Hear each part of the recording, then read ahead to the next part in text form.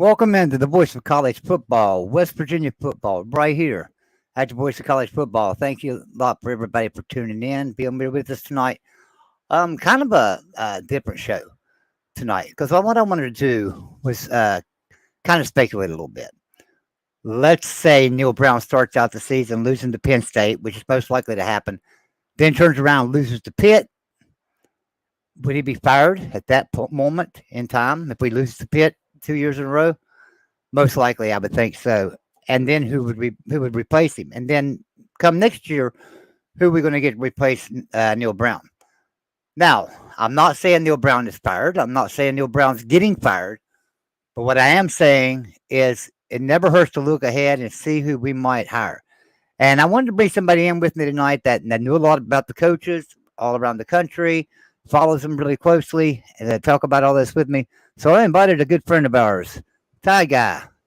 Hey, Ty Guy, what's going on, buddy? Hey, Joey, thanks for having me. I appreciate you jumping on here with me. So, like I was saying, there's no guarantee Neal Brown's going to get fired. But if anybody's on a hot seat this year, it's Neal Brown. Right. You know, I think that we expect to start off the season losing to Penn State. I expect that. I think most people do. I think that we'll win our cupcake next week, but then we got to face Pitt in the backyard brawl. We get them at home this year. Should have beat them last year at Acrisure Stadium in Pittsburgh. We did not. We get them at Mountaineer Field this year. I think we beat Pitt this year. But if we would lose to Pitt, do you think West Virginia would go out on a limb? They've never done it in the history of the program, fire the coach midseason. Do you think they would go out on and fire him? That would be hard. I mean, the problem I have is if you want to, I understand he's on the hot seat, and I'm not saying he shouldn't, but to fire a coach after 3 games, that's pretty hard to do because really, when you fire the coach after 3 games, somebody on the staff is taking over. Right. So if he's really on that hot of a seat, you should have fired him at the end of the year. You got to give him a couple more games than that because it's not like firing him after 3 games. You're going to hire a coach the 1st of October. So you really don't gain nothing more by firing him after 3 games as you do firing him after 6 games. I agree there. I think West Virginia might, after 3 games, if they lose to both Penn State and Pitt, might be ready to fire him. Might start stuff in the background of sending out messages, putting their list together of these are the coaches that we want. This is how we want to move forward in case he doesn't turn it around. But let's say the worst case scenario, losing to Penn State is not terrible. I mean, you lose to Penn State, it's expected. It's expected, right. You lose to Pitt, well, that one kind of hurts because it's a rival, and you never want to lose to a rival. Plus, you're losing to Pitt at home. But losing to Pitt, you could still turn it around. You still got enough games in the Big 12 because you guys are playing UCF, Cincinnati, and BYU, right? And Houston. So you're getting all the new schools. So if you go 3-1 out of the 4 new schools, and you go 1-2 to begin the year, you're 5-3. That's not terrible. Well, we do have we would have a couple of games in between playing any of those teams, though. We have right. No, you would, but at the same time, I see what you're saying, and I agree. We should win 3 out of those 4 games of the newcomers, right? We should win our cupcake. That's 4. That's 4 wins. Vegas has us at 4.5. We got one more win. We beat the Vegas odds, and that just means we have to beat somebody we're in the Big 12. So we could beat Kansas. There's a possibility of beating Kansas. There's a possibility of that TCU. Texas Tech's not likely. Texas Tech's just going to be really good this year. But there's a possibility of beating TCU, Oklahoma State. So, there's some, and even Oklahoma, we don't know what Oklahoma is going to look like. Last year they were garbage. So, mind you, they've got a great class, but They were garbage last year. So Right. see how that goes. But we don't play Oklahoma. That's right. We don't play Oklahoma or Texas, either one this year. So that's kind of Wait, no, I thought you played Oklahoma. we play Oklahoma. Yeah, you're right. Yeah. We don't play Texas. But yeah. So all right. So I wanted to go off if we would fire him mid-season, our head coach would most likely be either Chad Scott or Jordan Leslie. Chad Scott's our offensive coordinator. Jordan Leslie's our defensive coordinator. Most likely it'd be one of them, and I would say probably Chad Scott. But I'll bring up some names that I thought about today. Well, one of them I'll bring up right now. This is a name that a lot of people have been talking about lately. Garrett Riley, kind of a hot name in football right now. He has done a great job everywhere he's been as offensive coordinator. Now he's at Clemson. We'll see how he does this year. If he tears it up at Clemson, it may be a no-brainer for somebody to go after Garrett Riley. But would West Virginia be one of them that goes after him? That would be the question. Well, I mean, he is a winner wherever he goes, like you said. Look what his brother's doing, and I understand that he's not as I mean, you can look at the Stoop boys, but it's kind of in his blood. He was brought up to be a coach. He is going to help you offensively because you guys have had really decent defenses. Your offense has kind of been the weaker of the two sides of the ball. So, I mean, he would help you offensively tremendously. But do you go after another? I mean, that's the question with West Virginia. What do they want to do? Do you want to go back and get a coach that's not really proven as a G5? Because a lot of people don't look at West Virginia as a great team. Maybe some people don't, but you think West Virginia is a name. West Virginia is a brand. West Virginia has facilities. West Virginia has money. Right. Why not get a better coach? Yeah, I mean, you've seen what happened with Neal Brown. When you guys hired Neal Brown, everybody thought he was going to be the coach. He wasn't. Now right. You could hire, and some of the coaches I got on the list aren't proven either, but I think Garrett Riley, the only knock with him is he's not really been a coach. He's been more of an offensive coordinator. Right. I agree there. Yeah, just an offensive coordinator. Now, what he did at TCU last year was tremendous, right? I mean, everybody knows how good TCU was. I'm anxious to see if he can repeat that at Clemson. If he does, I don't think there's any doubt he's getting a head coaching job somewhere at the end of the year if he does good at Clemson. All right. So my next coach I want to bring up, Tom Herman. I love Tom Herman. Tom Herman is probably my top pick. Regular season 49-22 with a 690 percentage. 5-0 in bowls. I think everybody puts him down because he didn't do so well at Texas, but hell, nobody done well at Texas. They only give coaches a couple of years to get it together there, and if they're not playing for national championships, they fire them.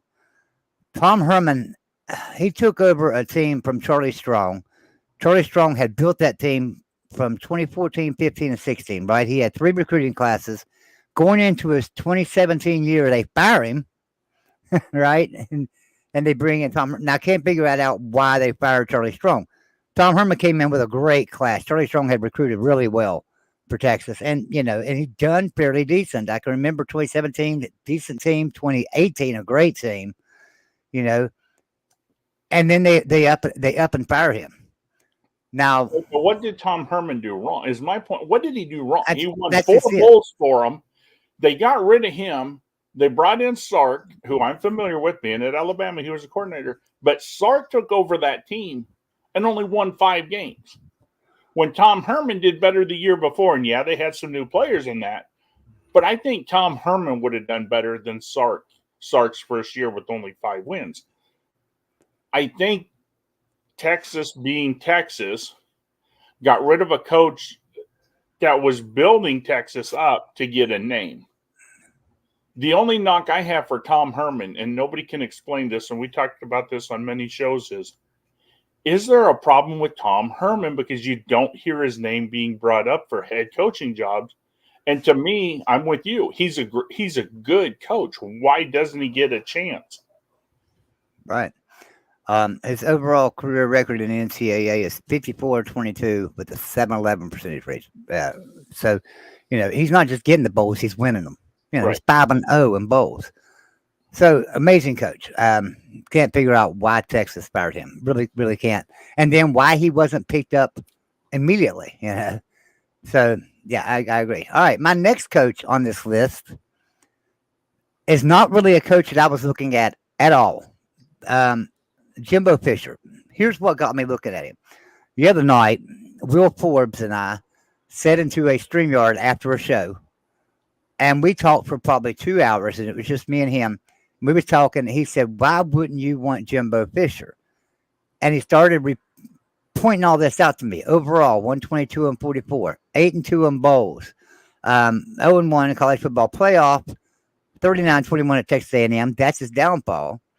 National championship 2013, 3 ACC titles 2012, 13 and 14, and 4 ACC Atlantic divisions. He's a good coach. Maybe not setting the world on fire at Texas A&M, but a good coach. So why wouldn't you want Jimbo Fisher at West Virginia? Because Texas A&M, he's on the hot seat there too. I'm not saying they're going to fire him, but and there's no way he would leave Texas A&M to come to Morgantown. I don't think. But at the same time, if they do fire him, should West Virginia look Jimbo Fisher's way? I do think Jimbo Fisher is on more of a hot seat than people think. The Texas A&M has to win more than 5 games this year. I'm telling you right now.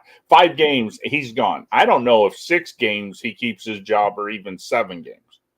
Now, part of the problem with him being at Texas A&M, you look at that record, think of who he's had to play. And he beat Alabama, okay? But, I mean, you're playing Alabama. You're playing LSU.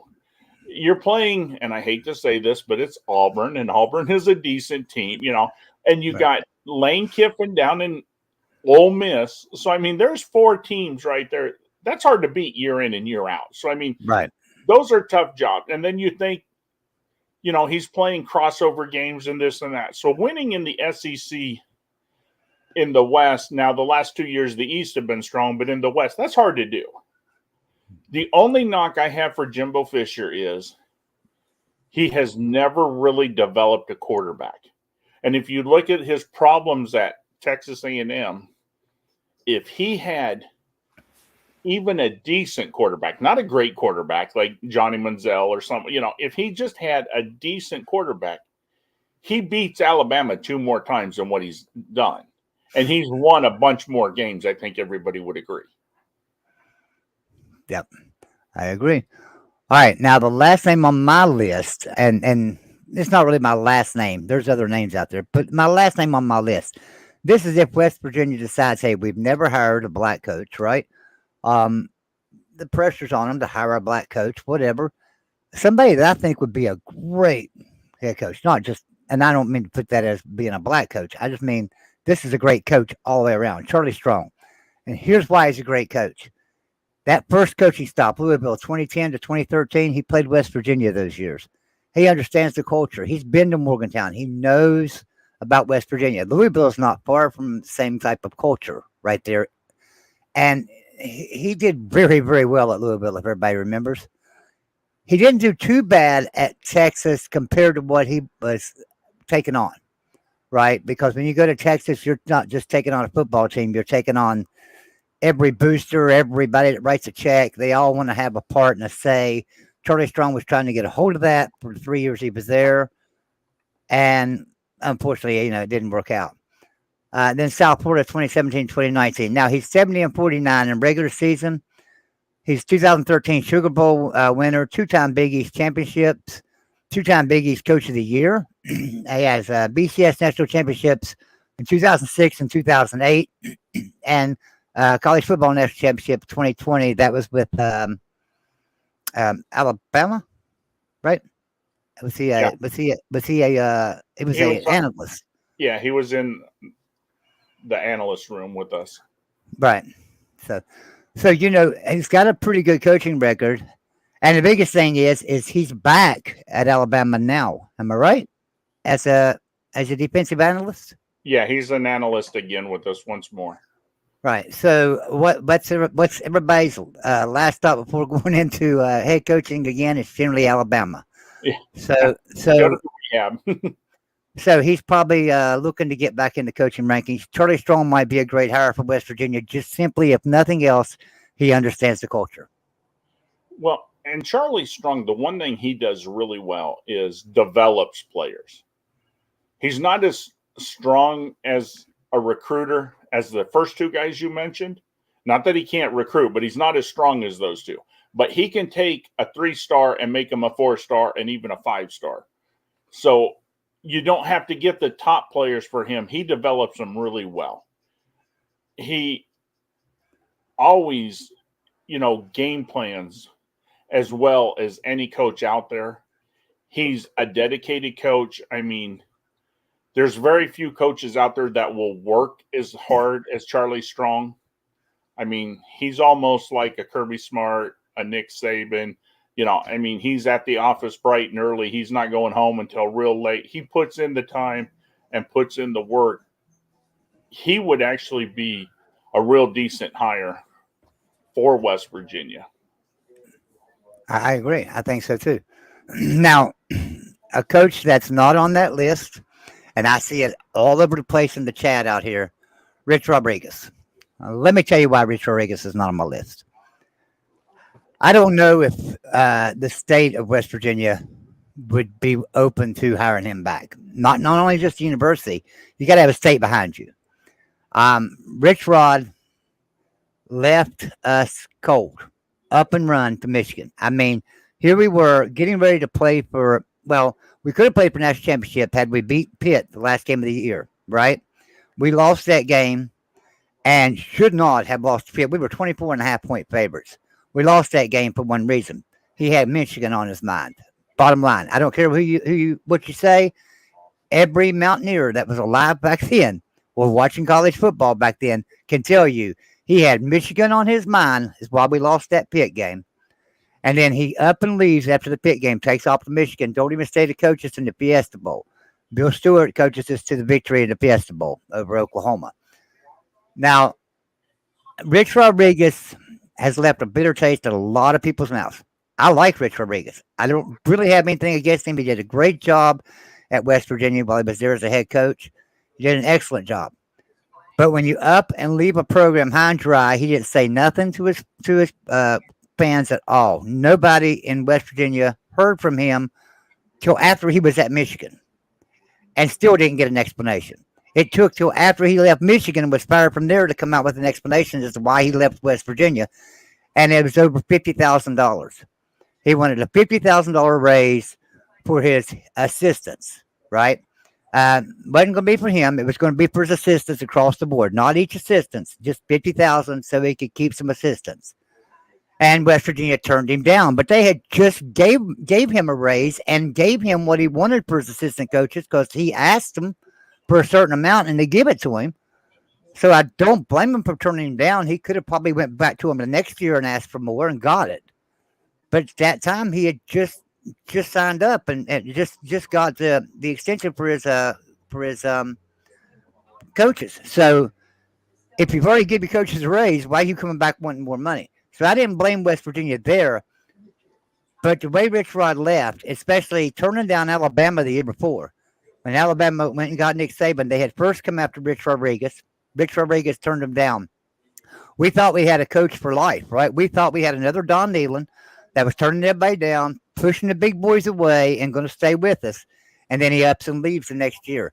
That leaves a lot of bad taste in mouth. So I don't know that Rich Rod would be welcomed back at a university by the fans, even at this point. Well, and let me ask you this, Joey. And I mean, where did Rich Rod go? He went to Michigan. What happened? Didn't do well. He left Michigan. He went to Arizona. Didn't do well. The game has kind of passed him up. The game that he coached when he was at West Virginia was a great offense. It was a lot of fun to watch. Boom, boom, boom. But that's not the kind of offenses that are ran today. Defenses play a lot tighter. I don't know that his offense, even if you brought him back, I don't think you'll still have what he had before. No.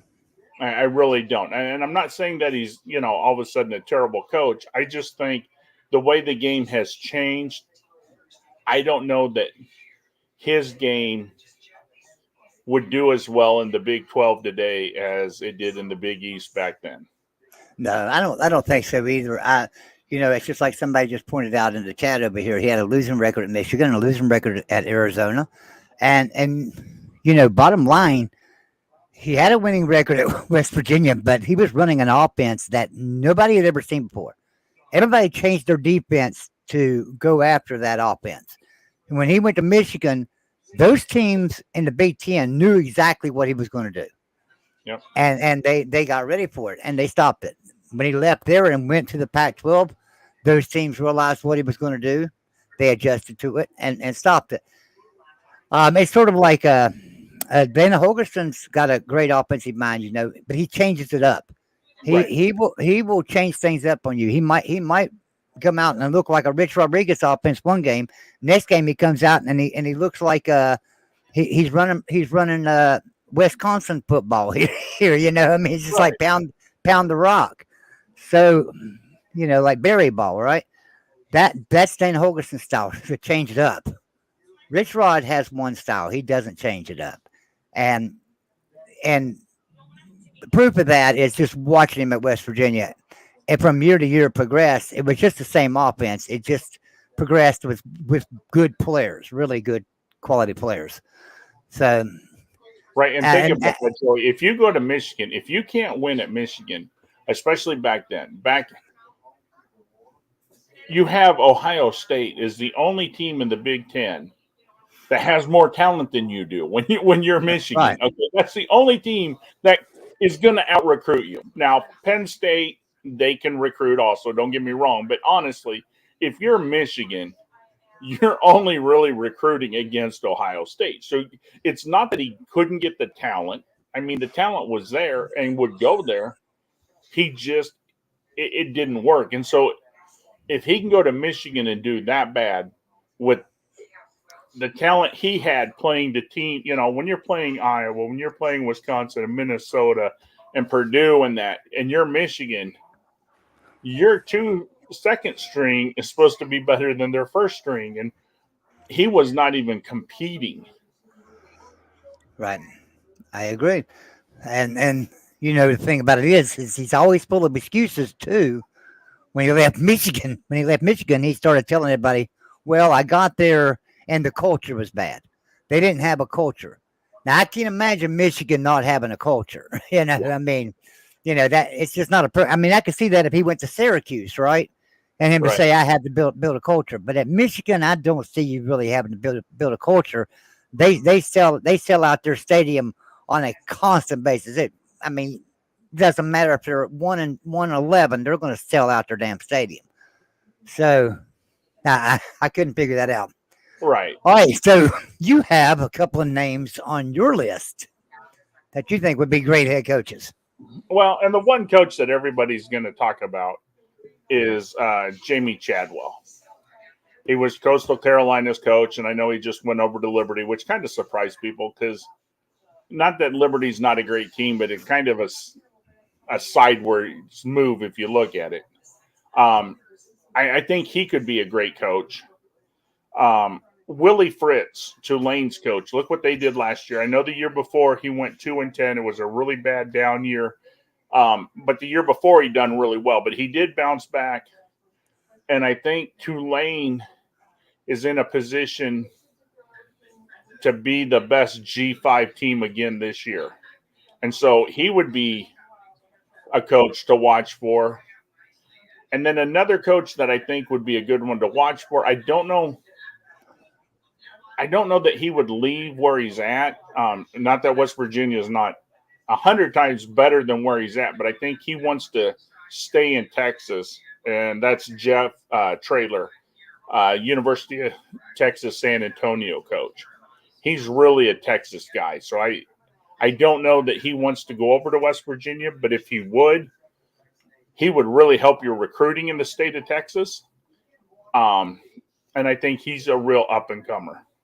Well, let's remember who our athletic director is now, too. Ben Baker, who came from Texas State. Right. So I'm sure he's looking every direction. And another coach that he's probably looking at, too, and I agree with you about Jamie Chadwell.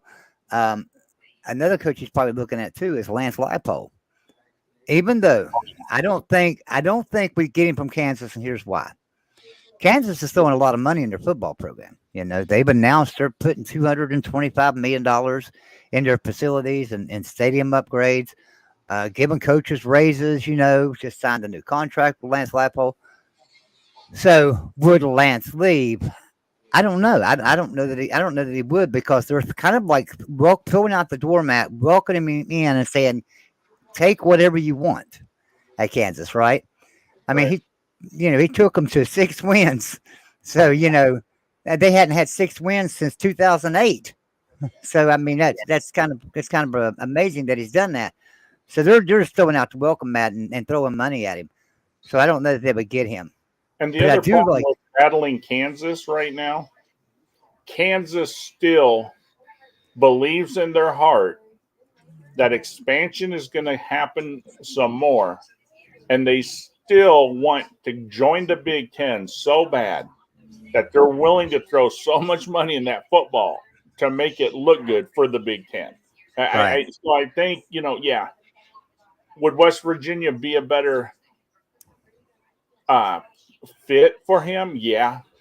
I don't know that, one, he would leave Kansas because they did give him the opportunity, and they're going to throw the money at him. So I think getting him would be hard in the long run. Tell you what I'm going to do. I'm going to drop the link in the chat. If anybody'd like to come in and give us who you think would be a great coach at West Virginia, a great fit, should they fire Neal Brown. Now, not saying Neal Brown's getting fired in any way. Well, all that we're saying is let's look ahead. Let's think about this. Who would you be watching out for right now? Who would you have your agency reaching out to right now if you were an athletic director at West Virginia? Because I can guarantee you they're looking. I can guarantee they've been looking. And, it's probably Rim Baker's first job when he showed up at West Virginia. I imagine everyone looked at him and said, find us a coach. Find us a football coach.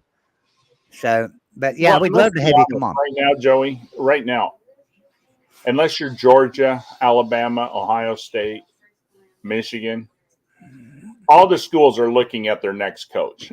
I mean, everybody schools are most of the schools are now to the point where they want to compete. They need to compete. And, 1 bad year, 2 bad years, and coaches are not given 4 or 5 years anymore, and given a couple down years or this and that.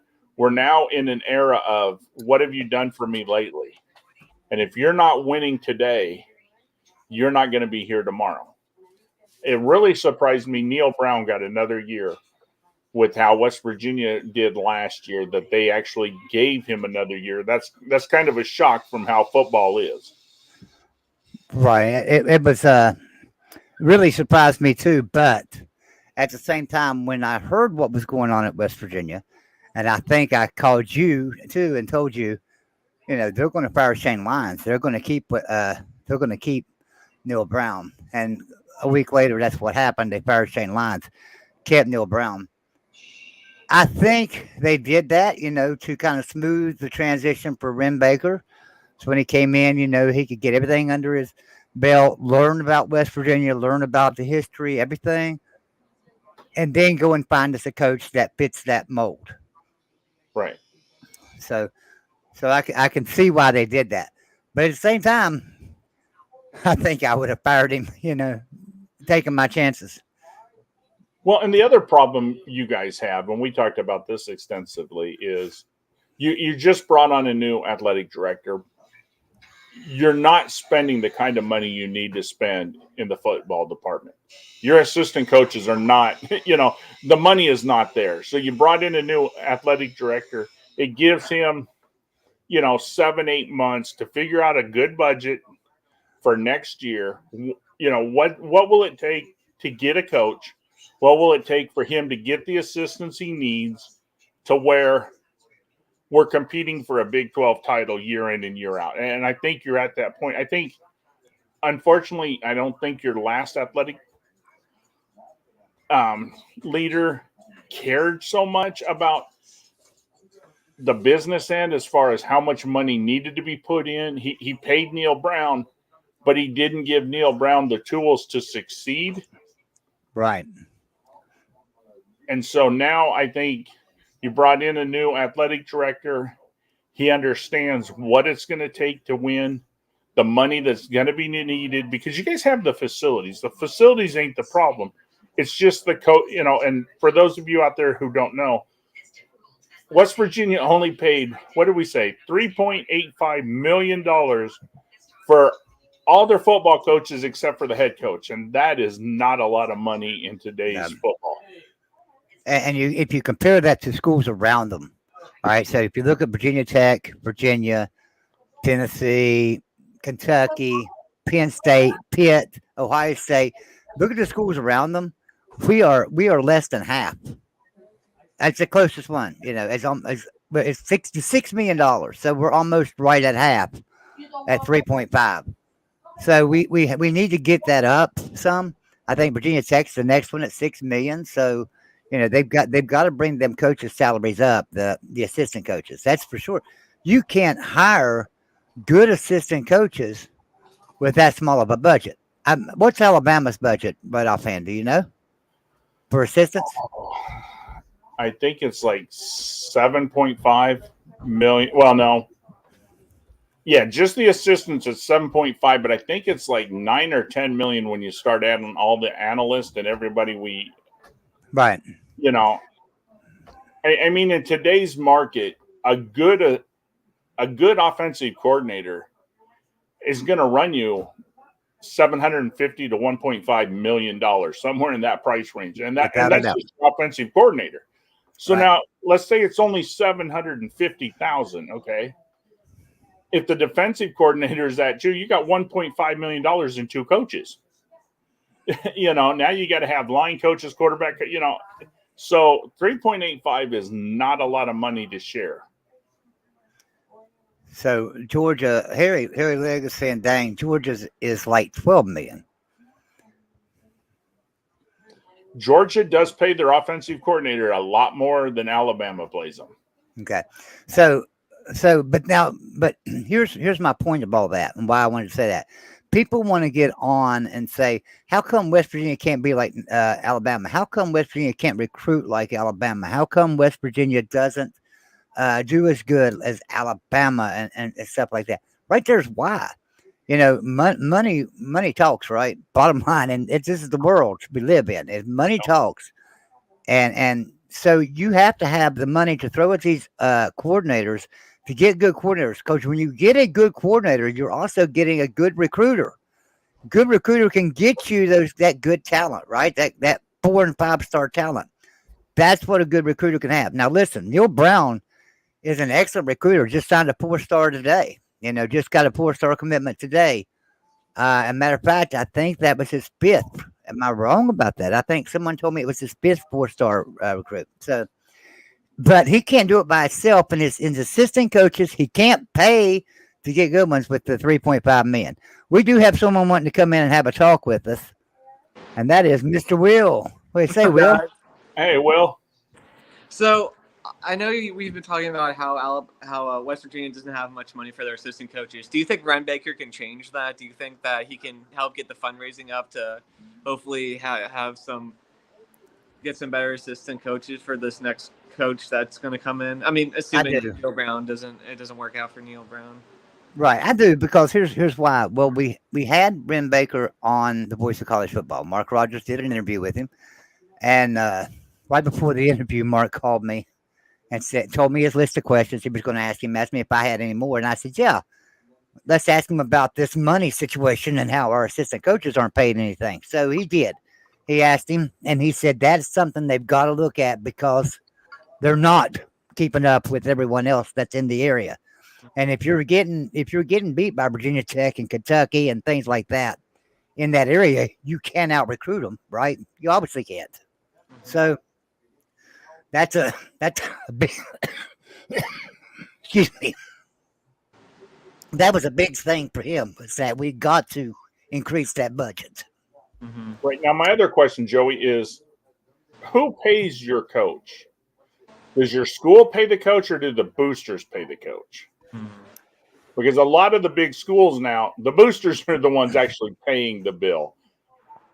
So that because if your boosters are paying your head coach, then your head coach made what, 4.5 million last year, was it? Yeah, I think that's what it was. So then your school, let's say the boosters took over now, that means next year you could have the 4.5 million you were paying the head coach, throw that to the assistants. Now you're at $8 million. Now you can compete. Now you can get the best of the best coordinators and stuff like that. But now I don't know how true it is, but what I have been told is that the boosters after last season came together, started pulling money together, and said, "Look, we need a coach, we need assistants," and I think they came up with $10 million a year over like 8 years. I think now I won't come in on that's just what I heard. Right. That $10 million a year over 8 years. Now that's not too bad. The university could kick in some more with that and stuff and kick that up.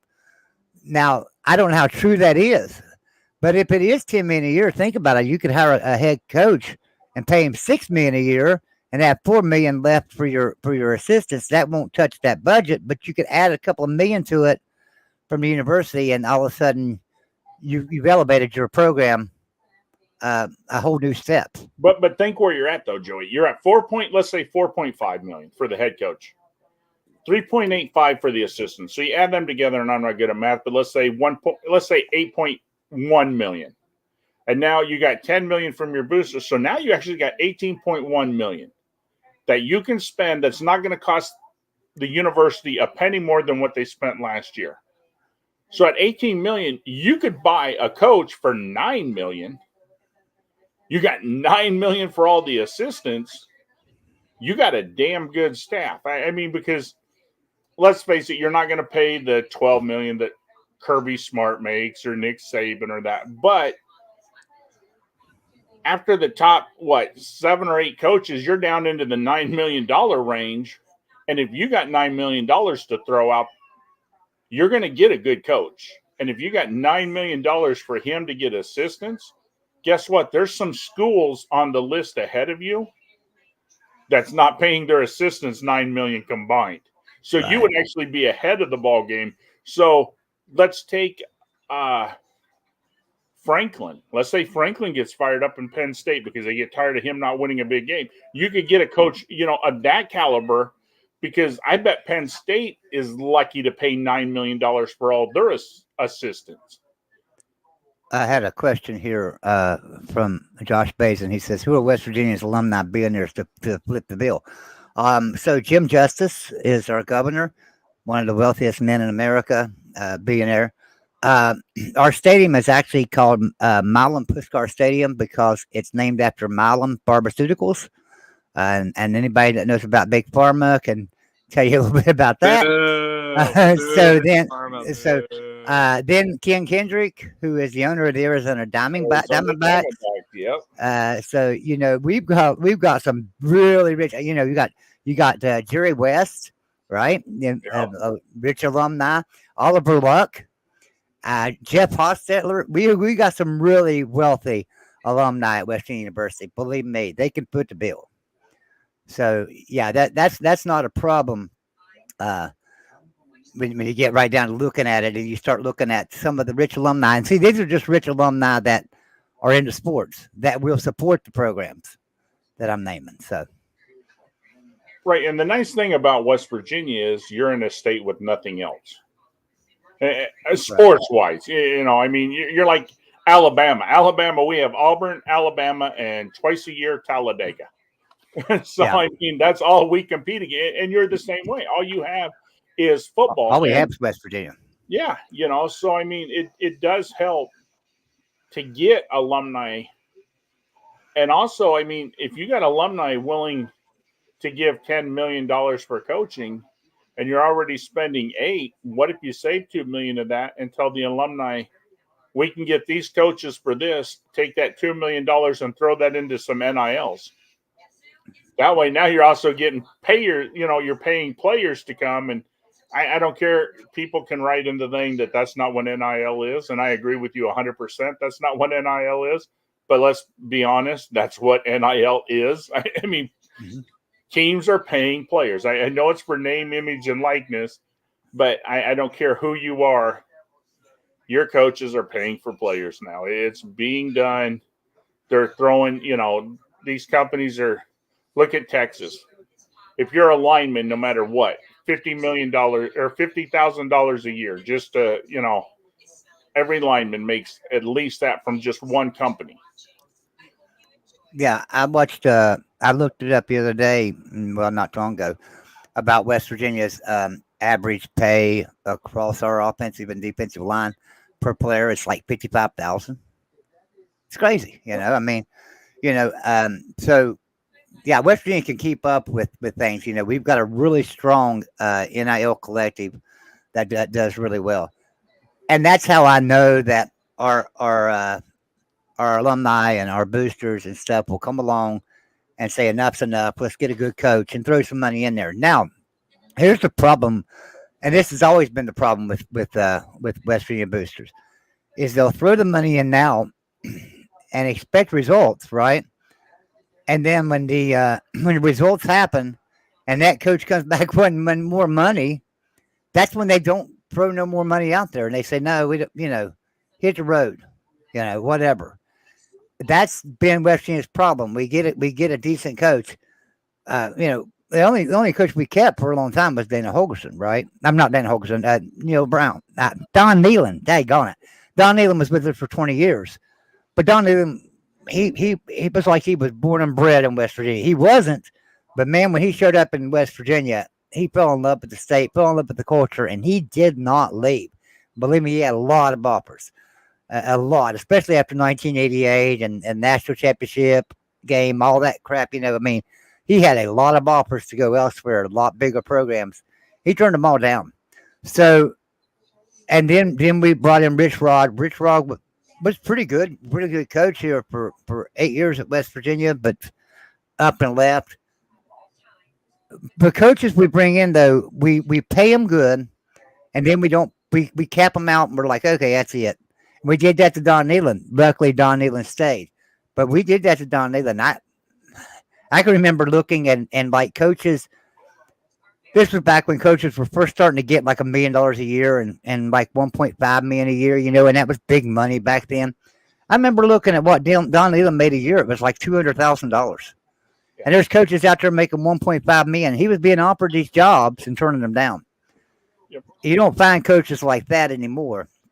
And stuff. So that was what was good about Don Nealon.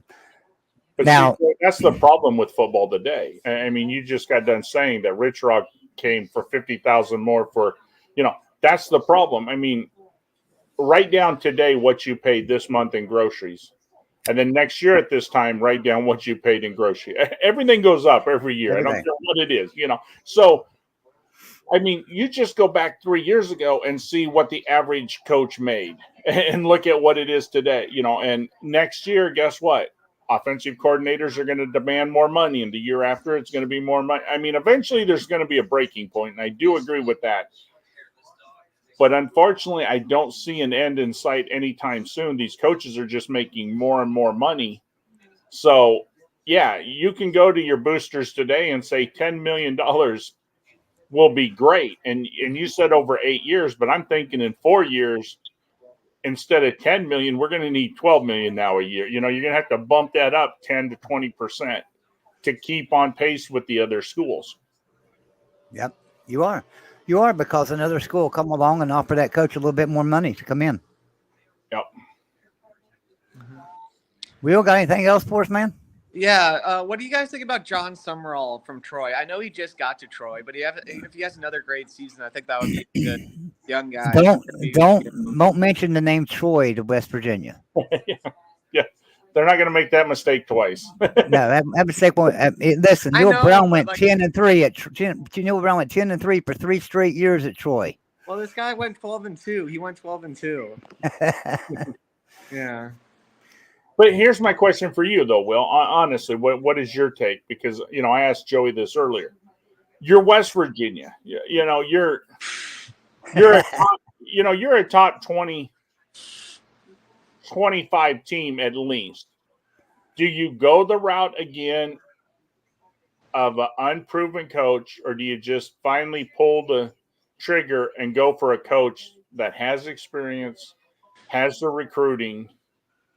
Because West Virginia is a good school. Yeah. They can get a decent coach. Do you take the chance of going the G5 route again and having what happened with Neal Brown?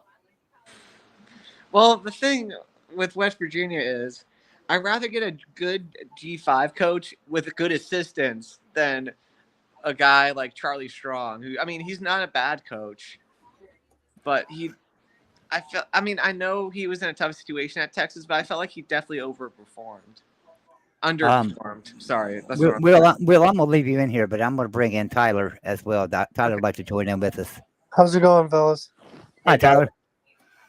There's a name that just pops out in my head, because I feel like West Virginia doesn't want to do that Group 5 thing again. I truly don't. I think they want to go like a proven head coach, and Dan Mullen just screams West Virginia for me. I don't think so. Dan Mullen. You don't want Dan. I know he's not. I know his downfall in Florida was not recruiting, but he schemes his offenses. are pretty decent, but maybe that's something. But I don't know. I know I have I'm not a West Virginia fan, but it's just. Well, here's the thing about it. West Virginia, right? You've got to have a coach. They're in the Big 12. Guess what the Big 12 does? Big 12 does offense like crazy, right? Yeah. Their offensive schemes are just amazing. But one more thing the Big 12 is starting to learn too is defense. Yeah. West Virginia the last few years has been a lot better defensive team than they've been an offensive team, as has Oklahoma, in case anybody hasn't been paying attention. Well, Oklahoma has been a little bit better defensive team than they've been an offensive team the last couple of years. So I'm not saying that we are on pace to be the next Alabama and Georgia defense by any means, but the Big 12 is learning to play some defense, stop some of these offenses. You have to have an offensive mind that understands the Big 12. And do they want to go younger? Or do you think they're just going to sit back and see there's some young offense coordinators like you brought up, Lincoln Riley? Not Lincoln. Thank you. And maybe I'm a Notre Dame fan, but if Tommy Rees helps Alabama, do you think West Virginia's he's in his Tommy would want early to go. 30s? I'm also a Notre Dame fan. I think that Tommy would go to an NFL coordinator job. That's his ultimate. Well, I think he wants to be an NFL head coach. Yeah. But maybe West Virginia, he can run his own program and then he could catapult himself to the NFL. Because more coaches go to Alabama and move their way up to the NFL.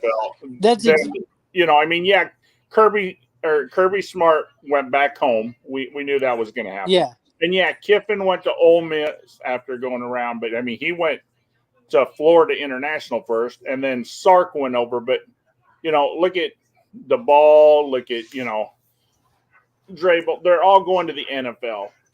Yeah, and then I wasn't blaming Tommy for going to Alabama, because if you look at all the coordinators that've been at Alabama, they've all got head coaching jobs. And I have nothing against Tommy for leaving us and going to Bama.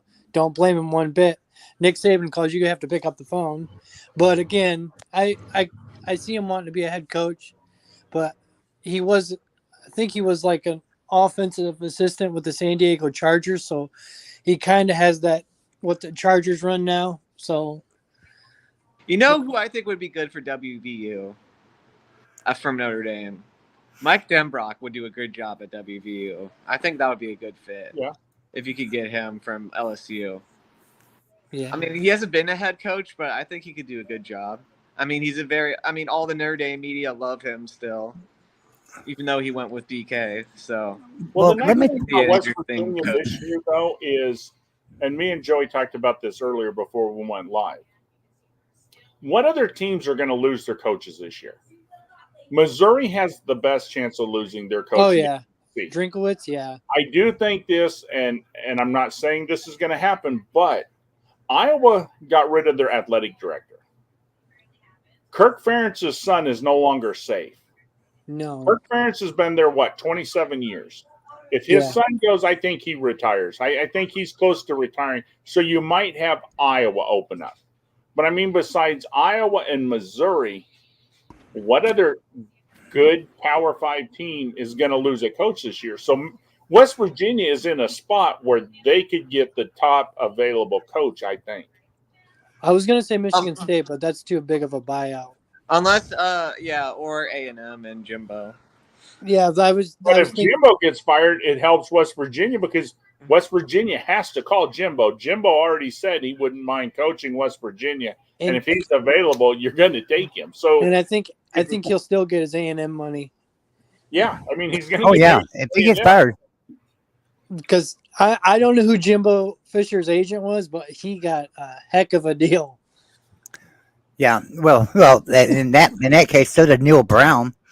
I mean, if they had Neal Brown, and Mel Tucker is in the same boat too. So that's who I'm like Michigan State could open up, but I'm thinking, Michigan. I don't think Michigan State can really afford that buyout right now. And see, I thought Franklin too at Penn State. They're kind of getting tired of not getting over the hump. Yeah, because that buyout is humongous too. So I don't see. Penn State, they can't get past Michigan or Ohio State, and that's their problem. Yep. But I just thought Dan Mullen, for some weird reason, Dan Mullen's probably comfortable in that ESPN studio just thinking about it now. I like Dan Mullen. I really do. I like Dan Mullen. He's just not a head coach. I would bring him in as an offensive coordinator, but I think he did really well with what he had at Mississippi State. And Mississippi State right now just feels like, I mean, West Virginia feels like the Mississippi State of the Big 12 to me. But I will say this: did what Rich Rod did. He saw the money. He saw the lights. They left the place where they were secure. Rich Rod went to Michigan. Yeah. Dan went back to Florida. They realized it's grass isn't greener on the other side. Yep. I'll tell you somebody that, not right now, but in a few years, if West Virginia, let's say we hire a new coach right now, and Neal Brown's gone next year, and we hire a new coach. After about 3 years, let's say he's not working out or something, or leaves and goes somewhere else. I'm gonna tell you a name to start watching out for, and that's Clint Trickett. Now, Clint Trickett played football at West Virginia. He's the offensive coordinator right now at Marshall. West Virginia approached him about the offensive coordinator job this year, but he turned it down. Now, I think it's pretty clear as to why he turned it down, right? Neal Brown's on the hot seat. What happens to offensive coordinators when the head coach gets fired? They generally get fired too. So he turned the job down and stayed at Marshall. I don't blame him a bit. So, but that's not somebody that we would hire right now. But it might be someone that comes on as offensive coordinator with a new coach, right? Yeah. They might be kind of pushed to go after him. He was a great quarterback at West Virginia. A lot of people can remember that ring. I know, but I don't expect any of you guys to. But I remember he was the offensive coordinator at one of the community colleges from Last Chance U. That's why. What's that one that's got the Netflix show?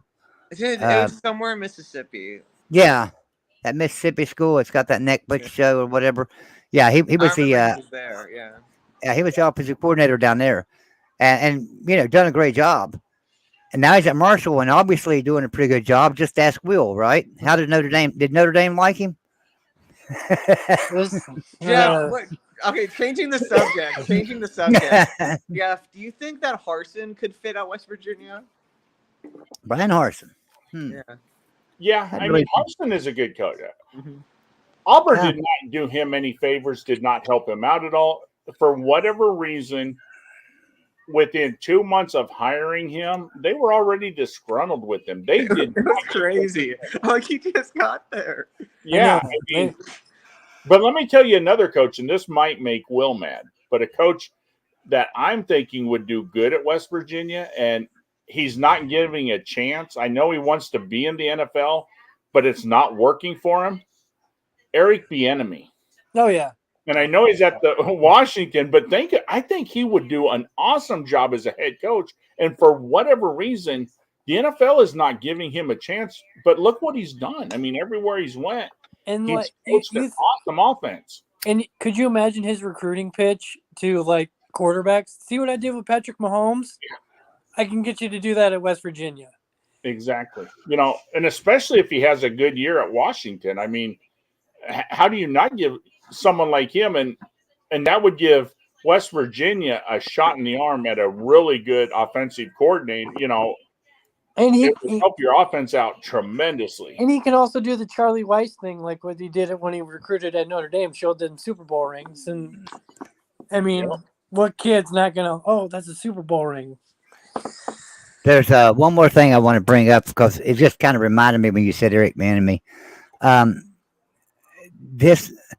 I know that this is a football show and everything, but next year it's probably looking like Bob Huggins may retire, right? I mean, Bob Huggins getting old at West Virginia, and you know, after this year and his slip of the tongue, so to speak, about Catholics, well, you know, he could very well go ahead and throw in his hat and retire next year. And a good coach that I think West Virginia would go after would be Joe Marzullo from the Boston Celtics. There's no doubt about it because Joe played at West Virginia. He's a West Virginia boy, and they're going to go after him. I can guarantee you that it's going to be hard and heavy after Joe Marzullo. So that's all I wanted to throw in because this is. Don't forget Jerry But West. the thing with that, Joey, the reason why, and I'm a Celtics fan, the reason why West Virginia could steal him as a coach is he only makes $2.5 million as a Celtics coach, which is peanuts. That is peanuts. That's absolute peanuts. Yeah. And I give Joe Mazzulla credit for what he had to like. I mean, obviously the team was good, but like the backlash that ESPN about the E.A. Madoka, like I give Mazzulla credit for coming into that kind of situation and just kind of rallying the team and obviously making it to the Eastern Conference Finals. So I give him credit for that. Like, it's not hard. Like the Celtics, I mean, one of the most probably the top two NBA franchises of all time. Mm-hmm. But that was a hot mess he walked into. But anyway, I just wanted to bring that up because I wanted to throw that out there because this is West Virginia show, but we're not going to get into basketball because this is a football show. Is there any young defensive coordinators in college football? All right, that's exactly where I was transitioning to. So a lot of people in chat, I've seen it throughout, is, hey, why don't we get the old defensive coordinator from West Virginia who's now at NC State, which is Tony Gibson. Tony Gibson is a West Virginia guy. Loves West Virginia. I mean, absolutely lives and breathes West Virginia, knows this state like the back of his hand. You know, been here for a long, long time. Coached under Jeff Castile, learned Jeff Castile's defense. Jeff Castile is probably one of the greatest defensive minds of all times, right there with Bud Foster, if you ask me. So, you know, now Tony Gibson as a defensive coordinator at NC State's doing a really good job. When he was our defensive coordinator, not so well of a job, but Dana Holgorsen was the head coach. How much practice time did he give him? He didn't have much leeway with getting recruits, you know, because Dana Holgorsen went after offensive players. Bottom line, he did. You know, defense was second nature to Dana Holgorsen, always has been, always will be probably. So I can't blame Tony Gibson for some of the defenses we've had, not to mention some of the offenses that we've had in the Big 12, you know, over the years, if you think about it, through Oklahoma and Texas and the TCUs and Texas Tech. There's been some pretty phenomenal offenses. Oklahoma State, yeah. Right, Oklahoma State. So I can't discredit anybody in the Big 12 because even Kansas ran good offense, but they were losing all their games, right? They had a good offensive scheme. So, you know, everybody in the Big 12 played offense. That's what West Virginia did too. Didn't play the defense. Now, can Tony Gibson take a team. He's never coached. He's never been a head coach anywhere. Never, not even at a G5 or an FCS level. Could he go from a coordinator to a head coach like a Steve Sarkisian Ryan trying Day. to do, Brent Venables? Can we do that? Do y'all I see think what that? would be better to do, Joey, is I'll save you money and I'll help you have a great chance of winning the Big 12. You call Iowa, offer Phil Parker $6 million to be your coach, take $3 million in NIL and go to Europe and find the best soccer player going to be your field goal kicker. And you shut down the Big 12's offense and kick field goals. And in all the games, 12-7. He would be that would be the coordinator that I would want. Phil Parker is the most underpaid coordinator there is in the country. I give him credit. He is the most loyal too. Like he loves. Oh yeah. So Coos says he's on the Gibby train. Coos, you want to join us? Let me drop this StreamYard link again. Coos, if you'd like to join us, we'd love to have you, man. You're welcome. Come on in here with us. But yeah, I mean, or anybody for that matter, if you'd like to come in, we'll just rotate people in and out. If anybody wants to come in and give their thoughts on the next head coach, should Neal Brown get fired. But yeah, I like Tony Gibson. I mean, like I say, he's a West Virginia guy. But I look at it this way. I think our next head coach could go and get Tony Gibson from NC State pretty easy as our defensive coordinator and bring him back to Morgantown anyway. So that's why I don't say go after him for head coach. So we could have him back in Morgantown, I believe, at the drop of a hat. I have a question. I have a question for you. How short is Neal Brown's leash this year? All right, so this is my belief, all right? And this isn't just Joey's word. This is something I've heard. If Neal Brown loses to Pitt, he'll be fired that night. We're going to lose to Penn State. Everybody expects that. We expect to win the next week over a cupcake. Then we play Pitt, the backyard brawl in Morgantown. If we lose that game, I think he's fired that night. I really do. Because this is a Scott Frost thing. If he wins that game against Pitt, then there's 2 weeks before our bye week of Big 12 play. I think we have to win both those games or he's fired in the bye week. I really believe his leash is really short this year. And now after that bye week, if he makes it through that first bye week, I think he coaches the whole season. But I think his leash is really short between now and that first bye week at week 6. Yeah, and then let's just say he does lose the backyard brawl, and then you fire him. Who would be the interim? And then West Virginia would be starting that coaching search. Yeah, probably most likely Chad Scott, our offensive coordinator, or Jordan Leslie, our defensive coordinator. That would be my 2 guesses. Most likely Chad Scott. I think he's the assistant head coach. Coos can probably correct me on that. But I think he's the assistant head coach, so most likely Chad Scott. Listen, Chad Scott's a great coach.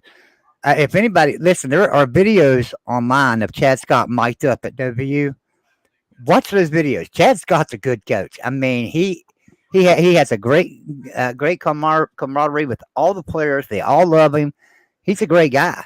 So he's going to be a great offensive coordinator. Problem is, he's never been an offensive coordinator anywhere at any time. He's always been a running backs coach, and that's what he is, running backs coach. And we've got good running backs at West Virginia. Now, how does that transition to him being an offensive coordinator? That's yet to be seen. This is his first year of doing it.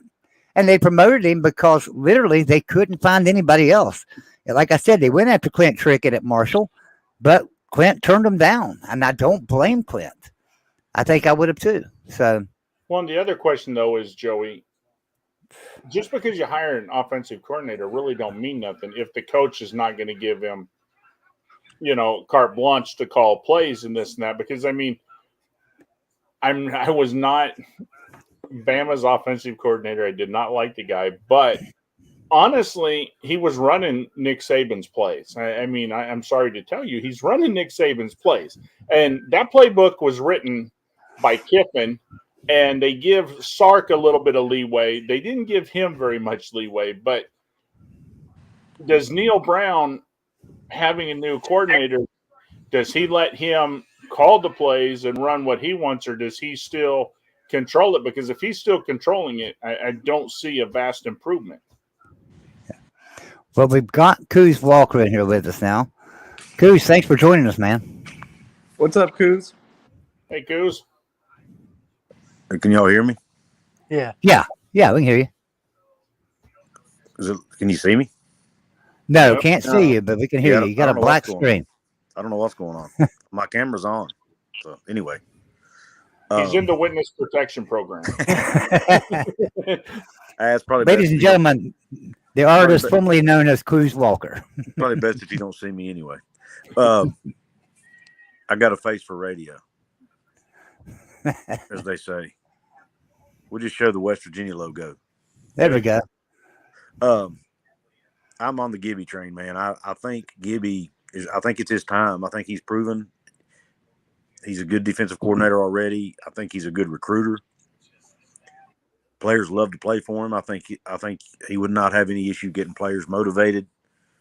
I think he would be able to retain talent in Morgantown better than what Neal Brown has, because we've lost players in the portal way too much. So I'm all for Gibby, man. If the job opens up, I think he should get first dibs. He should at least get an interview. That's for sure. Now, absolutely. Let me ask you this, because I agree with you. Gibson knows West Virginia, right? He knows the state inside and out, and this state knows him and loves him. I mean, Gibson's been a lot to this state. But Mount, put all that aside. Put all the friendship, all the love you have for him aside. You really think he's ready for a Power 5 coaching position? He's as ready as anybody else you can name. I mean, I've heard Garrett Riley come up. Garrett Riley's never been a head coach at the Power 5 level either. No, that's true. So I mean, to me, if you're going to go the coordinator route, why not pick a guy who has coached at West Virginia, knows what it takes to win at West Virginia, and can recruit West Virginia? You know what I'm saying? Right. To me, if you're going to go the coordinator route, he's your guy. Now, if you don't want to go the coordinator route and you want to go get somebody who has head coaching experience, then obviously he's not your guy. But Coos, can I ask you a question? Sure.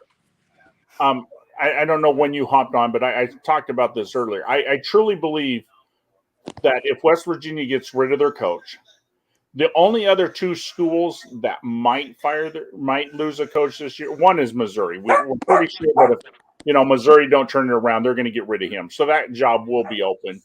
And I threw out there, now that Gary Barta is gone at Iowa, Kirk Ferentz's boy is not as safe as he was. So if they had to get rid of his boy, he might retire because he's been there 27 years. So I'm thinking Iowa and Missouri would be the only other two big schools. And I still think West Virginia is the cream of the crop of the jobs. So if you had the number one pick of all the coaches out there, would you rather have a proven coach, even maybe he's not, the greatest a great coach, but a coach that's already coached at the Power 5? Or would you want to get a coordinator or a G5 coach? What would your preference be? If I could pick whoever I wanted, I'd obviously want somebody with Power 5 experience. Yes. Like a Herman. So would you like Tom Herman? I like Tom Herman. I don't know if Tom Herman would be a cultural fit at West Virginia. And that's possible. Yep. I like Charlie Strong. I think Charlie Strong would be a great cultural fit at West Virginia. And I like Jimbo Fisher for the culture fit at West Virginia. His record at Texas A&M kind of scares me. But if you look at his overall record, man, the guy's won 700. He's at 700. I mean, that's amazing for a head coach. So. And another thing I've noted, obviously you're most likely going to get a new coach. And then with Oklahoma and Texas leaving, wouldn't you want your program to be one of the top, programs in the Big 12? Wouldn't that kind of all right, we kind of speed this process up? Well, yeah, and you're right. We should be the top program in the conference if Oklahoma and Texas leave. Problem is, right now we're at the bottom. Yeah, I mean, we are dead last. I mean, the only team that's picked to finish worse than us is Houston. And, and that's kind of amazing knowing that Cincinnati's coming in with a brand new head coach, picked ahead of West Virginia. You got TCU, who lost to friggin' everybody, picked ahead of West Virginia. You got BYU coming in, picked ahead of everybody. Even UCF, you can understand. UCF, you can understand. You can, because they've got a good coach. They've got a good team. They should make some noise this year. I could understand UCF. I cannot understand BYU and some of these other schools being ahead of West Virginia. And I can't understand the 4.5 games from Vegas, because we should win 3 of those 4 newcomer games, and then you pick our cupcake game. That's 4 wins. We only got to win 1 more game. We beat Pitt. That's our 5 wins. We beat the Vegas odds. If we beat the Vegas odds, we're going bowling, guys. So I agree with that.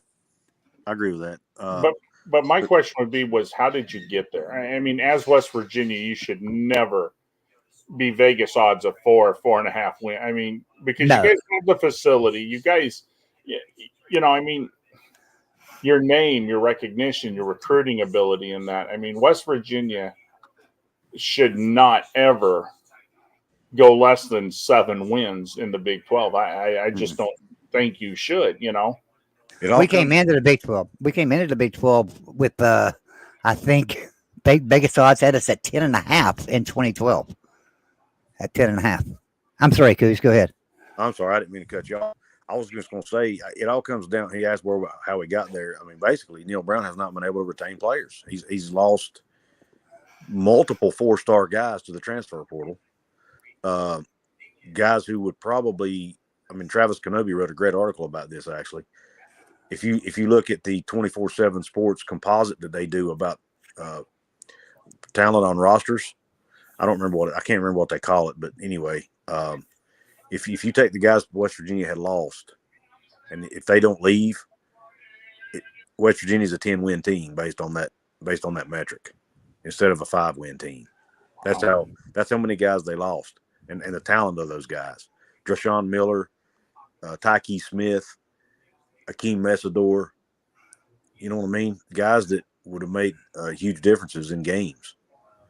Yeah. And for whatever reason, I don't know if it's a culture issue that players just don't like playing for Neal Brown. If it was all NIL related, maybe we didn't have the NIL money at the time, which I think that's getting fixed. But whatever it was, he hasn't been able to retain the player. Now, if that changes, then I think West Virginia is really on the cusp of being a really good team again. I do, because our NIL we've caught up in NIL now. We're one of the top in the Big 12, new Big 12. We have the facilities now, which we didn't have when we came in the conference. We've got the support staff we need now that we didn't have when we got into the conference. We've got everything we need, I think, now to win. Including an athletic director. Yes, we have a new athletic director who now is a superstar, in my opinion, as far as fundraising. Almost every coaching hire he's ever made has worked. If you look at his track record, now he's only had. I don't know that he's ever had to hire a football coach yet. Because I think Seth Luttrell was already at North Texas when he got there. But all the basketball coaches, I think he did hire a coach. I'll take it back. I think he has had to do it at some of his smaller, like Division II schools and stuff like that. But all the basketball coaches he's hired and all that have always been successful. He has a really good track record. And now, but yeah, I agree with you, Coos. And here's the great thing about him. This is what I love about since Windbreaker has come on board, every athletic department has gone up. Every one of them. Look at our baseball team. Our baseball team was amazing this year. Mm-hmm. You look at our basketball team. My goodness gracious, guys! If we're not in the Final Four next year, something's wrong. I mean, really seriously, with our basketball program right now, it's amazing with the recruits we're getting, and that's all going back to Ren Baker, because Shane Lyons. He's done plenty of interviews to tell you he did not believe that NIL was made for this, and you shouldn't use money for that and do money for this and the NIL. And, he was kind of against NIL in a way. And that's how I took it. I don't know how you took it, Coos. I kind of took it as Shane Lyons was in favor of NIL, so to speak, but against it for as far as to take NIL as far as you could stretch it, right? Which every university is doing. They're stretching NIL anywhere they can to try to keep it within legal limits. Mhm. But he wouldn't even do that. He wouldn't No. do that. So, and Rim Baker's doing that. So, But see, Joey, that's the problem. Is there really a legal limit today in NIL? I mean, honestly, there really. I mean, the SEC, if there is a legal limit, then the SEC has that rubber band stretched as far as we can get it. I'm telling you, because there isn't the limits, and to talk to Kuzum, I mean, that sucks if all if your players are transferring, because the hardest thing is to get a 4-star on campus. So when you got them on campus, you got to lock them down. I mean, everybody's going to lose a player here and there for NIL or something like that, but you got to retain as much of the talent as you can. Yeah. Well, that's been his issue. I mean, his high school recruiting has been as good, if not better. The numbers say it's been about the same as all of our other coaches. As good, same as Dana. Now he's actually getting higher level talent than what Dana had. He's not getting as many kids, but I mean, he's bringing in good high school talent. Nico Marchio. I mean, just one example, C.J. Donaldson. He's bringing in good talent. The new recruit today. Who would get today? Obena Okunwa. Yeah, good remember his name. He's a 4-star defensive end. Well, they call him an edge, but he's basically he could play either defensive end or even bandit if they wanted him to, probably the bandit linebacker spot. But he's bringing in talent if he can just keep them. That's the challenge.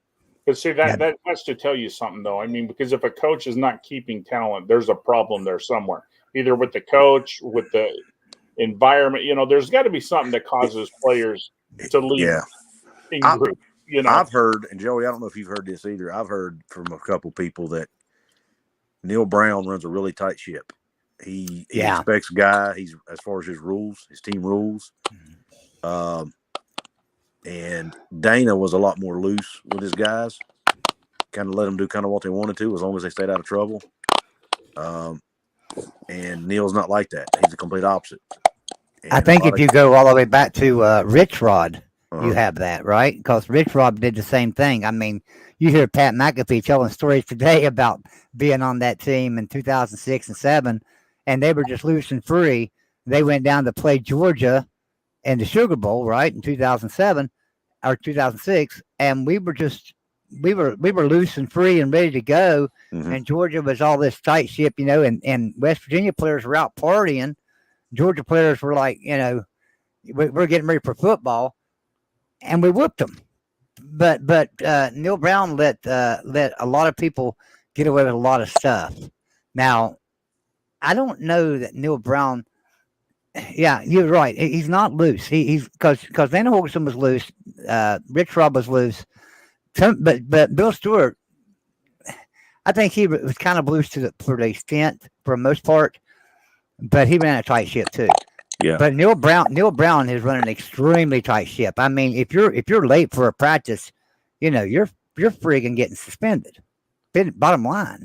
And unfortunately, kids today don't respond to that. You can be a hard butt, and you can be running a tight ship when you're Georgia winning championships or Alabama play, but when you're, losing record or 6-6, it's kind of hard, to follow a coach that's a hard ass if you're not winning.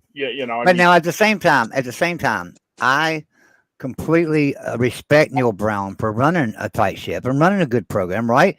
Because it's keeping our players out of trouble, and we're not having any trouble at WU whatsoever that I know of. And so it's keeping people out of trouble. So I like that. I respect that he's running a tight ship, but I do wish he would loosen up a little bit and let players have fun, especially in the off season. I mean, my goodness gracious, let them have some fun. Let them be college kids. Here's my opinion on that. I think the guys that impacted the most were the guys who had played for Dana. Yeah, because they knew the difference.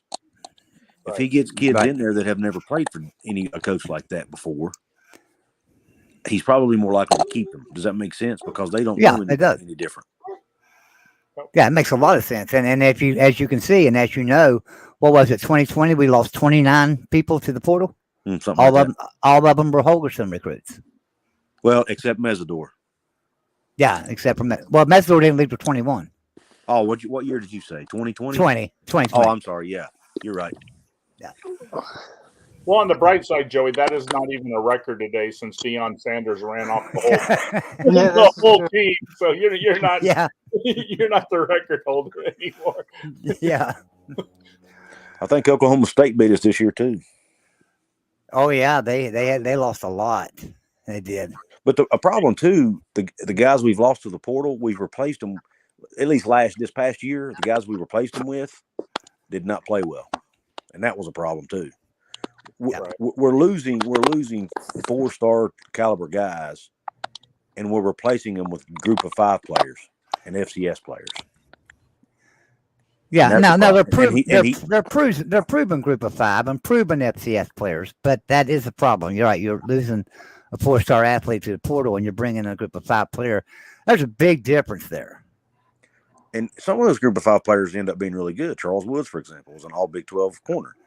Yeah, and that came from, but that's not the norm. You're only going to hit on what, 2 out of 10, maybe. Right. Another one I can think of too from the past would be Kevin White. Coming in out of junior college. So right, but like I said though, that's not the. You're not going to hit on a high percentage of those guys, and when the majority of your transfers are those guys, how many of them are actually going to hit? But the thing that worries me though about the transfer, and I mean Alabama, we got hit too. I mean, we lost 20 this year. The problem is there's so many people transferring. There's not a home for all these people. Right. I mean, because you think, they transfer. Well, now we got a freshman class coming in. You go out and recruit and this and that. And I understand that the transfer portal, unfortunately, has all divisions in it. So, I mean, so there are. But, I mean, you think of the number of Power 5 players who think, well, I'm leaving. Like, look at Aji from Alabama last year, the wide receiver. He went to Texas, supposedly was on the roster for a month and nobody ever heard from him.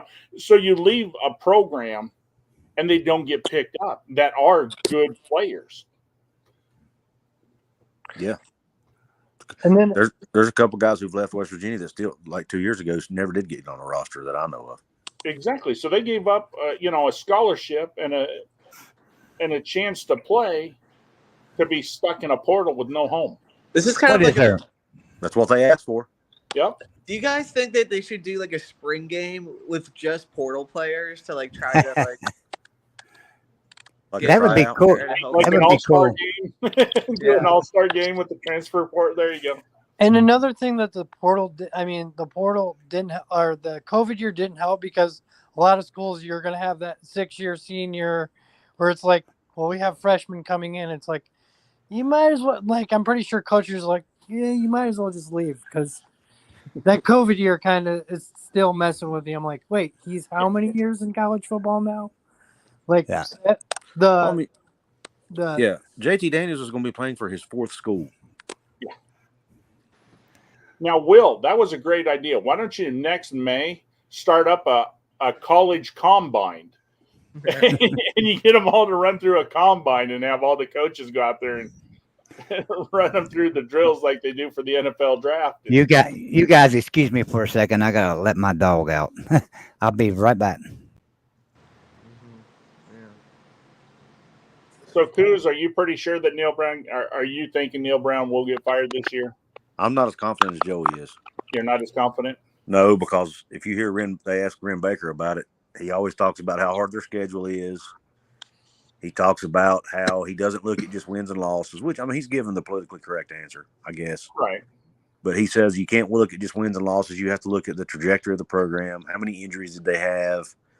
Which is all fair. No, that's fair. Yeah, I mean, if he has terrible injuries, it's hard to. But he's giving, to me, it's almost like has already built in excuses for not firing him.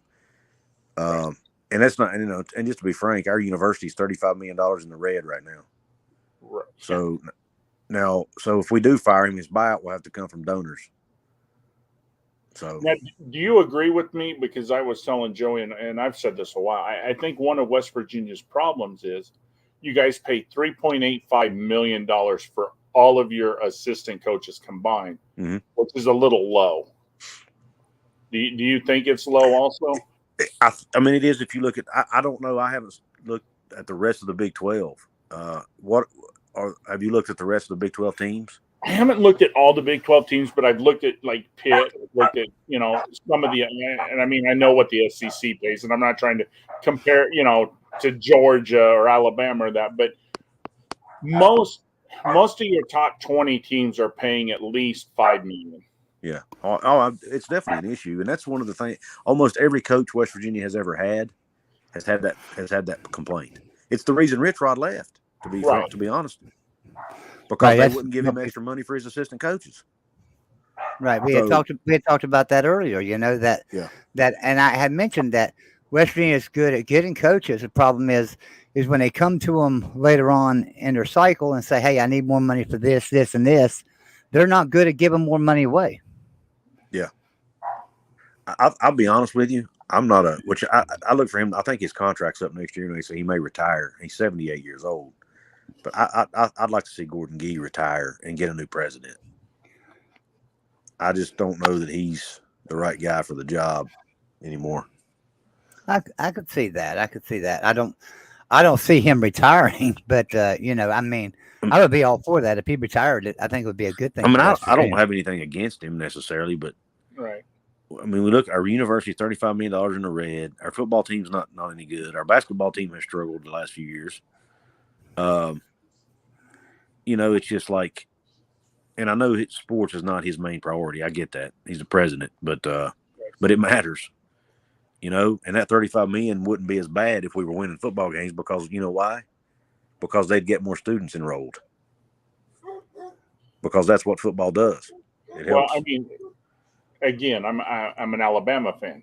Look at how much more research Alabama has done over the last 15 years because Saban's been there. Look at what our we got Saban. Our enrollment is up. Our research is up, and I mean, yeah, and as well as anybody, Coos, I beat the Pac-12 about the academics, and that's what the schools are. But a school like West Virginia, you guys are a top 15 wins all time in football. You're a top 20 wins in basket. I mean, sports is huge in West Virginia like it is in Alabama and other places. So even though it's not his top priority, it's still important to West Virginia. Right. It is. Yeah, it is very important to West Virginia, and for a lot of things you just touched on, it's like, hey, it brings notoriety to the state, right? So if West Virginia is good at football, we get more fans, more people watching the games, right? And that's why we are the largest fan base in the Big 12 after Oklahoma and Texas leave. And the new Big 12, we're the largest fan base. Yep. We're the most watched on television football team in the Big 12.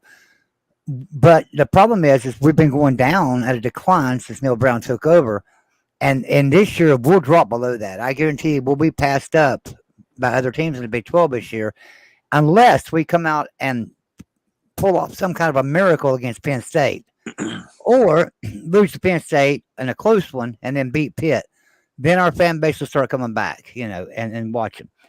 We have to get back. We have to get the fan base back to start. So is Nico going to be starting this year for WVU? That's the word. What have you heard, Coos? I've heard the same thing you did, and I'm a little pissed about it. Right, because he's been promised. And now here's the thing about that.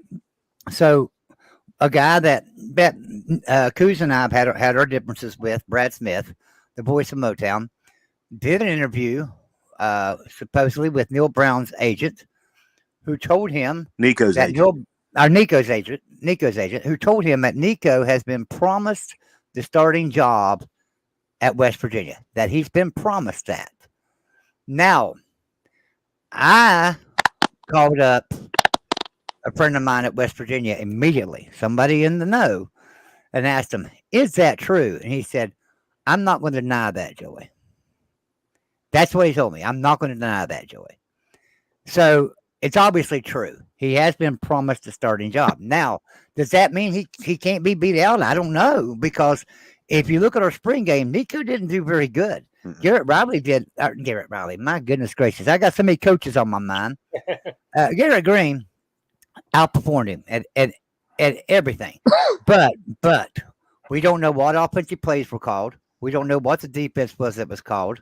We don't know what kind of situation they put Nico in compared to Garrett Riley. So they could have made it look bad for Nico. They could have called an offensive play and called a defense that was going to stop it or whatever, just to get Nico ready for a rush or whatever. I don't know. So there could be a lot of variables that play into that. If Nico's a starting quarterback, here's my thought. Garrett Green is a great quarterback, but a great quarterback at probably a Group of 5 school. I do not think he's a Power 5 quarterback. He's too short. He's too short. He's had trouble seeing over the line. He's one read, and he takes off running. If he scrambles out of the pocket, he seems to can't keep his eyes downfield to see an open receiver, and he'll run around the edge and just take off running. That's not a Power 5 quarterback to me. A Power 5 quarterback needs to drop back and scramble a little bit. But Joe, when he does run, he gets yardage, man. Well, sure. He's such a good athlete. Right, but even if we look back at Major Harris and Pat White, they were great athletes too, but they kept their eyes down the field. If a receiver came open, they threw that ball, and they would read off. They would check off for first or second read and go to the third read sometimes before they thought about running. Yeah, and I don't disagree with that necessarily. Now, and has he fixed that? Now, if he hasn't fixed it, then I could see Nico maybe beating him out, because that is a huge thorn in the side of Neal Brown. Neal Brown, it drives him in bananas when Garrett does that. Mm-hmm. Now, to me, if Garrett has fixed that and he's doing a better job of reading the defenses and stuff, then to me it should be his job, because he's got more experience. And it scares me to death to think of a redshirt freshman quarterback going into Happy Valley. Week 1, man. And I don't necessarily think the lights will be too bright for Nico, because I think he can handle it. I think he's got moxie and the charisma, but I don't care who you are, man. That's tough to do. Yeah, it is. Absolutely. But you think you'd be smart enough though to run a 2-quarterback system for Penn State? They might. It's not. I wouldn't rule it out. You know what I mean? Because then you got the best of both worlds. I mean, you let the kids start, but then you got the other one that can run and do things different that Penn State's not really gearing up for. Have them a lot of chance to practice for that. So maybe that's what they do. They run both quarterbacks a little bit. Yeah, and I wouldn't rule it out, honestly. Well, now Garrett Green's not going to surprise anybody this year, though. No, last year he was able to surprise some people with his legs and his speed and stuff, and how he can hide behind the the offensive line and get around the edge on you and break free. He's not going to do that this year. He's not going to do that against Penn State, that's for sure. But I agree with Coos. Penn State suffers on the edge. That's how Ohio State always beats them. They go around the edge. They get the edge on Ohio State or on Penn State. So if they can do it, you could do it. I do think we're going to have more speed this year than we have in the past. Especially like a running back, and especially quarterback. Obviously, we haven't had a running quarterback since Neal got here. So we're going to have more athleticism and more speed, I think. We got a couple of receivers that are fast. So, maybe that's the game plan. Maybe the game plan is to get more speed and try to go man-to-man against Penn State from a speed perspective. I don't know. Well, guys, I'll tell everybody in the chat, too. I've got another show I've got to do over on Ballard Sports Media at 10 o'clock. We're going to break down the Big 12 this year. I'm going to get my opinion on some teams from Big 12. You guys stop by there. Everybody in here, go to Ballard Sports Media at 10 o'clock, and I'll be on there. I want to give everybody a final word here. Tyler, I'll start with you. Got a final word for us? I really just want West Virginia to. I love West Virginia football. They were like my favorite team to use in NCAA with Steve Slayton and Pat White, but I really want this program to get back to where it was. Yep, me too. Tyler, thanks for being here, buddy. I appreciate you. Yep.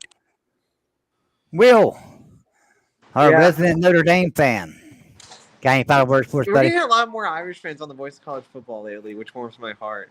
But yeah, I just also like West Virginia. You guys are every West Virginia fan I meet's nice, and I just feel bad for their fan base because they have such a passionate fan base. And I'd like to see West Virginia back in at least a New Year's Six Bowl in the next 5 years. So yeah, definitely hoping the Mountaineers can get it together and pick up some wins sooner Me or too. later. Yeah. So Me too. yeah, thanks, Joey.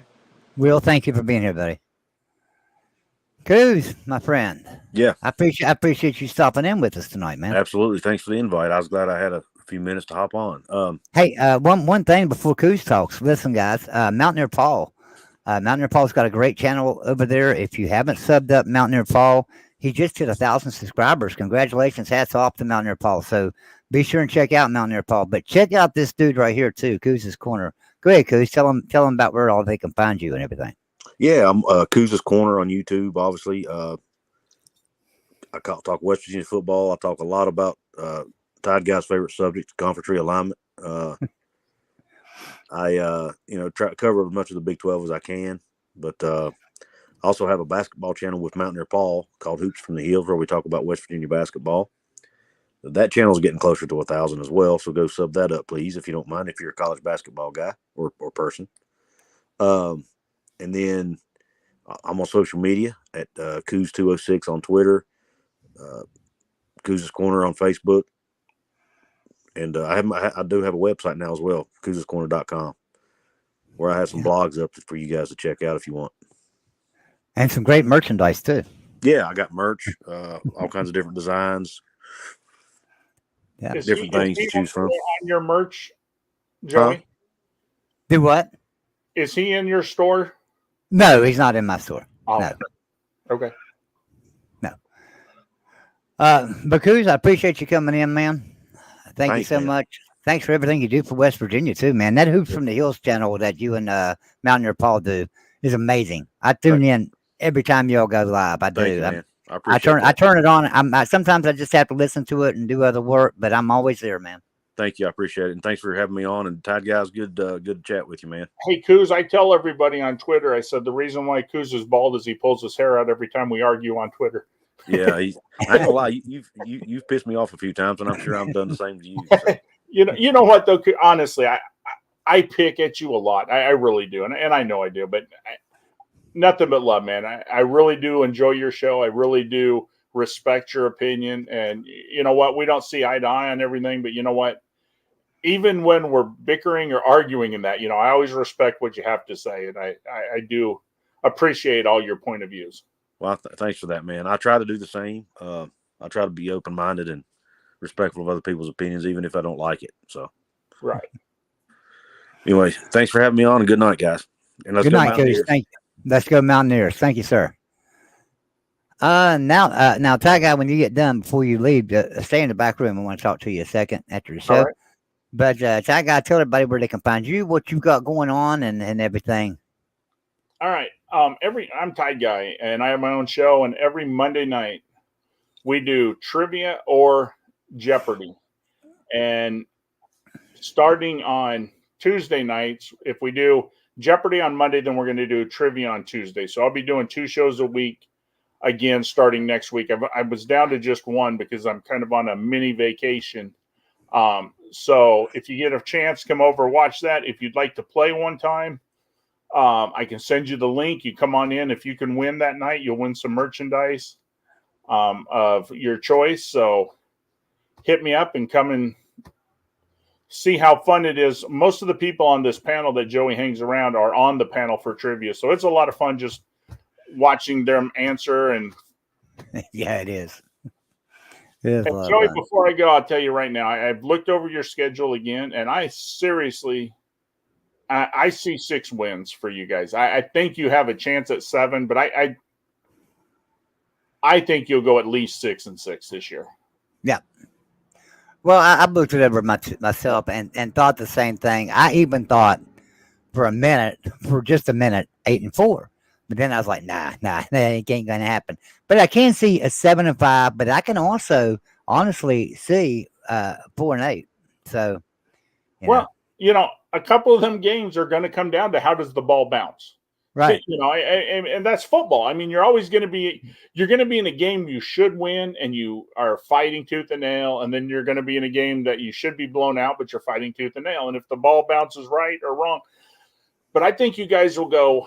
I think you'll go 2-3 or 2-1 out of the gate. I think you beat Pitt. I think you beat your cupcake. I do think you'll lose to Penn State, and I think the 4 incoming schools, I think you go 3-1 at least, with a chance at 4-0.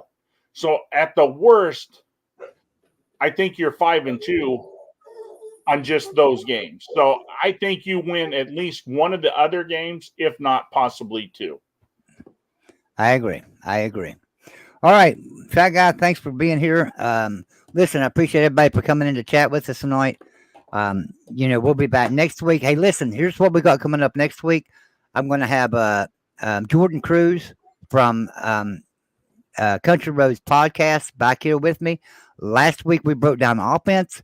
Next week we're going to break down defense. This dude knows everybody on the team, every position on the team, and pretty much even where they went to high school. He knows them all.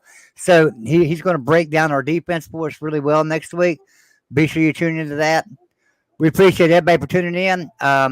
Be sure to go into our description and click on the Amazon link. Everybody shops Amazon, right? So use that Amazon link and buy something.